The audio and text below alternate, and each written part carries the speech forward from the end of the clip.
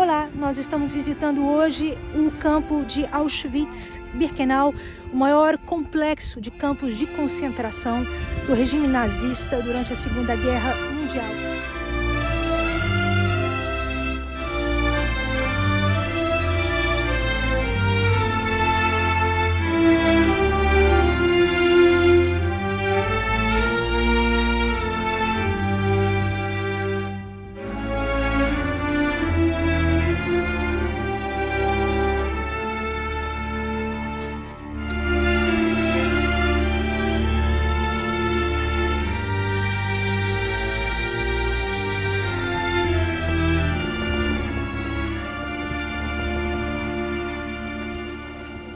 I'm a sergeant first class. We're visiting today while we're here to reassure NATO allies.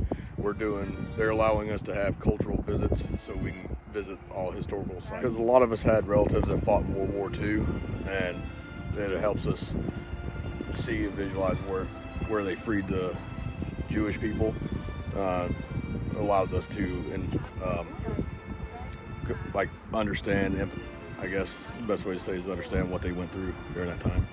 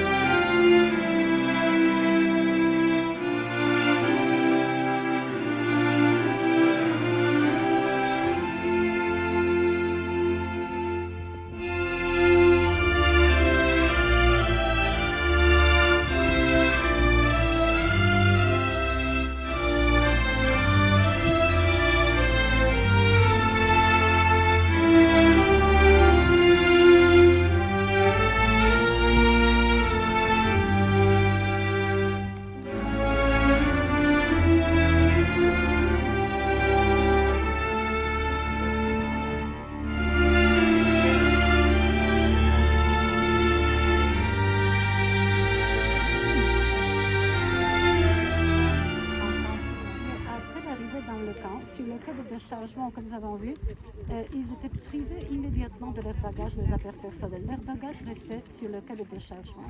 Et après la sélection, un groupe de prisonniers du camp appelé, mais dans le jargon du camp Canada, entrait sur le cas de déchargement et transportait les bagages dans deux grands dépôts, Canada 1 à Auschwitz 1 et Canada 2 ici à Birkenau.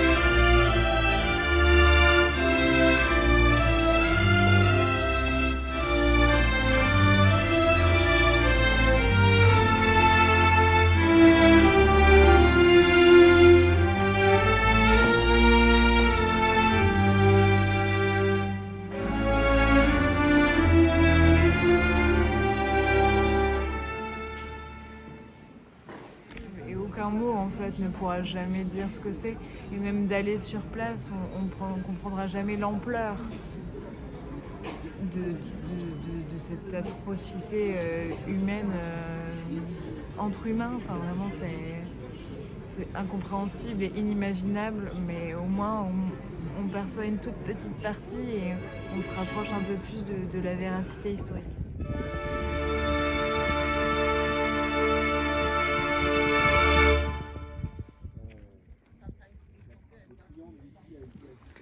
Alors, Claude, qu'est-ce que ça fait finalement d'être là?